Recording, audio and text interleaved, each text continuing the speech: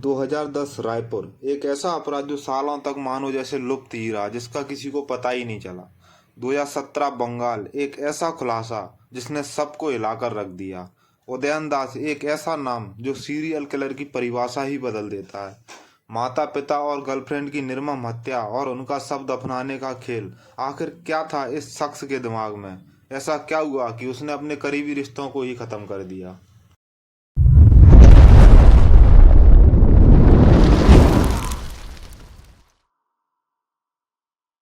उदयन दास, उम्र 32 साल। फेसबुक पर अपनी पहचान एक आईएफएस ऑफिसर के रूप में बताता था। उदयन दास को अय्याशी करने के लिए दौलत कमानी नहीं पड़ती थी, क्योंकि उसके माँ बाप इतना कमा कर रख गए थे कि अगर वो कुछ काम भी नहीं करता ना, तब भी भूखा नहीं सोता।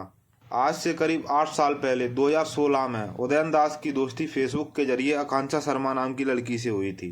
फेसबुक चैटिंग में उदयन दास ने खुद को आईएफएस ऑफिसर बताया, जो कि अमेरिका में रहता है और अक्सर भारत आया करता है। अपने पिता बीके दास को भेल भोपाल का अफसर बताया, जो कि रिटायरमेंट के बाद रायपुर में खुद की फैक्ट्री चला रहे हैं। और अपनी मां इंद्राणी दास को उसने पुलिस से रिटायर्ड डीएसपी बताया। आकांक्षा शर्मा, जो कि पश्चिम बंगाल के बांकुरा जिले की रहने वाली थी, उसके पिता शिवेंद्र शर्मा बांकुरा जिले के एक बैंक में चीफ मैनेजर थे। फेसबुक चैट से शुरू हुआ उदयन दास और आकांक्षा शर्मा का रिश्ता दोस्ती से जल्द ही प्यार में बदल गया। उदयन भले ही भोपाल में रह रहा था, लेकिन आकांक्षा शर्मा के लिए तो वह अमेरिका में ही था। उदयन ने उसे बताया कि वह जल्दी दिल्ली आ रहा है और वो उससे मिलेगा वहां। दोनों लोग दिल्ली में मिले, वहां से मसूरी, हरिद्वार, देहरादून भी घूमने गए। कुछ टाइम साथ में स्पेंड किया। उदयन दास की रईसी ने आकांक्षा शर्मा के मन पर इस प्रकार से घर बना लिया था कि उसे बस वही दिख रहा था। अब आकांक्षा मन ही मन सोचने लगी थी कि उदयन दास बिल्कुल वैसा ही लड़का है जैसा वो चाहती थी। आकांक्षा मन ही मन में उदयन से शादी करके अमेरिका में नौकरी करने के सपने देखने लगी थी। एक दिन उदयन ने आकांक्षा को बताया कि अब उसका मन अमेरिका में नहीं लग रहा और वो उससे शादी करके भोपाल में शिफ्ट होना चाहता है। बात सुनकर आकांक्षा को झटका तो लगा, क्योंकि वो अमेरिका में नौकरी करने के सपने देख चुकी थी। लेकिन फिर वो सोचने लगी कि चलो अभी नहीं तो कभी बाहर जाने का मौका तो मिलेगा ही, क्योंकि वो अपने घर पे बता चुकी थी कि वो नौकरी करने के लिए अमेरिका जा रही है। और वो उदयन के फैसले पर एग्री हो गई। उदयन दास की बताई गई तारीख पर आकांक्षा जून 2016 में भोपाल पहुंच गई और पिपलानी में एक मंदिर में दोनों ने शादी कर ली। शादी वाली बात को आकांक्षा ने अपने घर पर छुपा के रखा था। उसने अपने घर पे बताया था कि वह नौकरी करने के लिए न्यूयॉर्क जा रही है। दोनों लोग शादी करके भोपाल में रह रहे थे। इस दौरान आकांक्षा फोन पर अपने घर वालों से बात करती रहती थी। धीरे धीरे उसकी बात फोन पर कम होकर मैसेज के द्वारा होने लगी। उदयन दास के साथ रह रहकर आकांक्षा को समझ में आया कि उदयन ने उससे कई सारे झूठ बोले हैं, क्योंकि उसने कभी भी उसको अपने माँ बाप से फोन पर बात करते हुए नहीं देखा था और उनके बारे में पूछने पर भी वह उसे कुछ नहीं बताता था। आकांक्षा को समझ में आने लगा था कि उदयन बहुत बड़ा नशेड़ी है और उसके दूसरी लड़कियों के साथ भी नाजायज ताल्लुक है। जुलाई के बाद आकांक्षा की अपने घर पर बात होना बहुत कम हो गई थी। 2-3 दिन में, 4 दिन में एक आध बार एसएमएस के जरिए उनकी बात होती थी। 14 जुलाई 2016 शायद ये वो दिन था जिस दिन आकांक्षा शर्मा का सब कुछ बदलने वाला था। जिस तरीके से उदयन ने आकांक्षा से झूठ बोला था, उसी प्रकार से आकांक्षा ने भी उदयन से यह बात छुपाई थी कि उसका कोई पास्ट था या उसका कोई बॉयफ्रेंड भी है। एक दिन उसके बॉयफ्रेंड ने आकांक्षा और उसके साथ वाली दोनों की व्हाट्सएप पर फोटो भेजी और वो फोटो उदयन की नज़र में आ गई थी। इस बात को लेकर दोनों के बीच में काफ़ी झगड़ा भी हुआ, लेकिन आकांक्षा ने कुछ झूठ कुछ सच बातें उसे बताकर इस बात को वहीं की वहीं ख़त्म कर दिया और रात में आराम से सो गई थी। लेकिन उदयन दास के आंखों में नींद नहीं थी। उसको अपने पास में सो रही बीवी धोखेबाज लगने लगी थी और वो पूरी रात जागकर उसको मारने के सपने देखने लगा, उसको मारने के बारे में सोचने लगा। सुबह के 5 बजते बजते उदयन दास ने तकिया से आकांक्षा का मुंह दबाकर उसको हमेशा के लिए गहरी नींद में सुला दिया, क्योंकि उसके मन में ये लगने लगा था कि उसकी बीवी जो उसके साथ रह रही है वो धोखेबाज है। अब बारी थी आकांक्षा शर्मा की बॉडी को ठिकाने लगाने की। सुबह होते ही उदयन ने पास की दुकान से 14 बोरी सीमेंट की बोरी खरीदी और अपनी पहचान का मिस्त्री रवि उसको बुलाया और उसे बताया कि मैं अपने रूम में एक चबूतरा बनवाना चाहता हूँ। उसने रवि से बोलकर अपने रूम में एक गड्ढा खुदवाया। चूंकि वो उसके सामने उसकी बॉडी को अंदर नहीं दबा सकता था, तो उसने रवि को एक्स्ट्रा पैसे देकर उसको वहां से भगा दिया और बताया कि अगले दिन काम चालू करेगा। उदयन ने आकांक्षा की बॉडी को एक पुराने बक्से में रखा और उसमें सीमेंट का घोल मिलाकर उसके ऊपर से डाल दिया और बक्से को इस प्रकार से बंद किया कि उसके ऊपर से सेलो टेप लगा दिया ताकि उसकी बॉडी की स्मेल बाहर किसी को ना आए। और रात में उसने वो बक्सा उस गड्ढे में दबाकर उसको ऊपर से बंद कर दिया। अगले दिन मिस्त्री को बुलाकर उसके ऊपर चबूतरा बनवा दिया और उसकी शोभा बढ़ाने के लिए उसके ऊपर मार्बल भी लगा दी ताकि किसी को शक ना हो कि इसमें क्या है।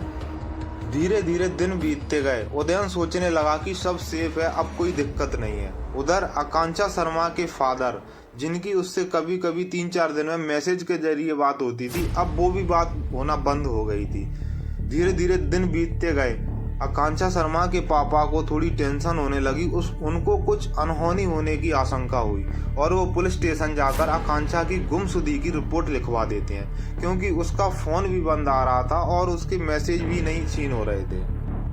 जब पुलिस के जरिए आकांक्षा का फोन ट्रेस किया गया तो उसकी लास्ट लोकेशन साकेत नगर भोपाल की थी। आकांक्षा के पापा उदयन दास को जानते थे, क्योंकि उसने उनको इंट्रोड्यूस करवाया था कि ये अमेरिका में रहते हैं और मैं इनके जरिए नौकरी करने के लिए न्यूयॉर्क जा रही हूँ।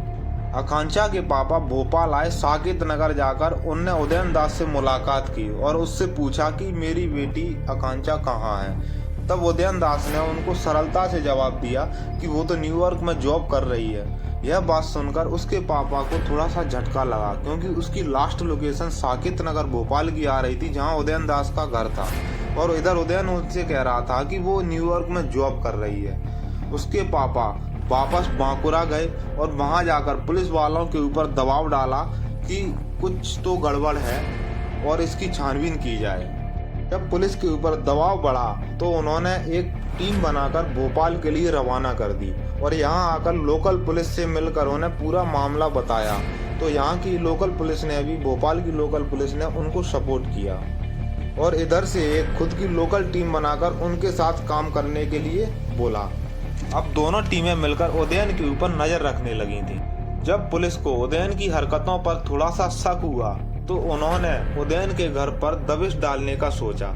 जब पुलिस उदयन के घर पहुंची तो देखा बाहर से ताला लगा हुआ है। एक पुलिसकर्मी छत के जरिए घर के अंदर गए और अंदर जाकर देखा कि उदयन तो घर के अंदर ही बैठा है। तब उसको पकड़कर जब अंदर से गेट खुलवाया गया तो दोनों टीमें, पुलिस की दोनों टीमें घर के अंदर एंटर हुई और अंदर का नज़ारा देखकर सबके हाव भाव उड़ गए, क्योंकि घर में चारों तरफ सिगरेट के डूंड, बोतल्स और खाना ऐसे ही बिखरा हुआ पड़ा था। पूरे घर में डस्ट ही डस्ट थी। और सबसे बड़ी चौंकाने वाली बात तो ये थी कि रूम में एक चबूतरा बना हुआ था और उसके ऊपर एक रस्सी लटक रही थी। शायद उदयन कुछ करने का सोच रहा था। जब उदयन से आकांक्षा के बारे में पूछा गया तो उसने पहले तो आनाकानी की, लेकिन जब उसके ऊपर जोर डाला गया तब उसने फिल्मी स्टाइल में जवाब दिया कि मैंने आकांक्षा शर्मा को मार दिया है और इस गड्ढे के अंदर दफना दिया है। इस चबूतरे के अंदर उसकी लाश दबी हुई है। पुलिस की टीम तुरंत उस चबूतरे को खुदवाना स्टार्ट कर देती है। और उसमें से एक बक्सा निकलता है। बक्सा खोल कर देखा तो उसमें आकांक्षा की बॉडी के कंकाल बन चुके थे। जब उसकी बॉडी के कंकाल को फॉरेंसिक रिपोर्ट के लिए भेजा गया, डीएनए टेस्ट के लिए कंफर्म करने के लिए भेजा गया, तो वो बॉडी आकांक्षा की ही थी। उदयन दास को अरेस्ट कर जेल भेज दिया। जब उससे उसके घर वालों के बारे में पूछा गया तब उसने कुछ नहीं बताया, वही झूठी कहानी के मेरे पिताजी खत्म हो गए, मेरी माताजी खत्म हो गए। लेकिन जब उसके ऊपर 3rd डिग्री का इस्तेमाल किया गया तब उसने बताया कि मैंने अपने माँ बाप को मारकर रायपुर वाले घर में गार्डन में दफना दिया है। जब उससे इस बात की वजह पूछी गई तब उसने चौंकाने वाला खुलासा किया कि जब मैं छोटा था तो मेरे घर वाले अक्सर मुझे पढ़ाई के लिए डांटा करते थे, मुझे मारा करते थे, क्योंकि मैं पहले भोपाल में पढ़ रहा था। यहाँ मेरी एक क्लासमेट से लड़ाई हो गई थी, मैंने उसका सर फोड़ दिया तो मेरे घर वाले मुझे रायपुर ले गए और मेरी सारी दोस्ती यहीं छूट गई। वहाँ जाकर मैंने देखा कि घर वाले आए दिन मुझसे पढ़ाई को लेकर कुछ ना कुछ कहते रहते थे। उदयन, जो कि पढ़ाई में बिल्कुल ही नील था, उसने घर पर झूठ बोल रखा था कि मेरी ग्रेजुएशन कंप्लीट हो गई है, जबकि वो फेल हो गया था। ग्रेजुएशन का नाम सुनकर उसके माँ बाप उससे जॉब करने के लिए बोलने लगे। इस बात से चिढ़कर उदयन ने एक दिन मौका देखकर, जब उसकी माँ रूम में ऊपर कपड़े फोल्ड कर रही थी, तो ऊपर जाकर गला दबाकर उसने अपनी माँ की हत्या कर दी। जब उसके पापा बाजार से लौट कर आए, तो पापा को चाय में नींद की गोली देकर सुला दिया और सोते में उनका गला दबाकर उनकी हत्या कर दी, और 2 मजदूर बुलाकर गार्डन में गड्ढा खुदवाया और रात में उनकी बॉडी को उस गड्ढे में दफना दिया, और बाद में 30 लाख रुपए में वो घर बेचकर खुद भोपाल शिफ्ट हो गया। उसके बाद उसने इंदौर से अपने पापा का फर्जी डेथ सर्टिफिकेट बनवाया और इटारसी से माँ का फर्जी डेथ सर्टिफिकेट बनवाया, और इस बात से लेकर दोनों की जो प्रॉपर्टी थी वो अपने नाम पर कर ली और अय्याशी करके भोपाल में रहने लगा। अपने जुर्म कबूल करने के बाद उदयन को पहले रायपुर ले जाया गया, फिर उसके बाद बांकुरा ले जाया गया और वहां उसको उम्र कैद की सजा सुनाई गई। तो यह कहानी केवल एक साइको किलर की नहीं है, बल्कि सोशल मीडिया के अंधेरे पहलुओं की भी है, जहां सच और झूठ के बीच की दीवार कभी कभी धुंधली हो जाती है और आकांक्षा जैसी मासूम लड़कियां इस क्राइम का शिकार बन जाती हैं।